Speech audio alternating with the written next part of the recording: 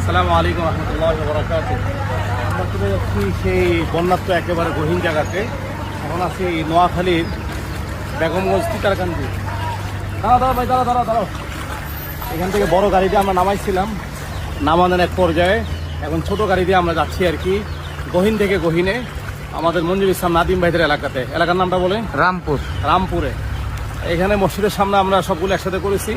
এখন চলে যাচ্ছি, এখানে আছে খাদ্যের প্যাকেজ, ছোট ছোট গাড়ি করে বড় গাড়ি থেকে লোড করে নিয়ে যাওয়া আর কি। খাদ্যের প্যাকেজ আছে, তারপরে আছে বালতি, ডেকসি, কড়াই, ঢাকনা, মগ, শাড়ি, লুঙ্গি, থ্রি পিস এবং গামছা।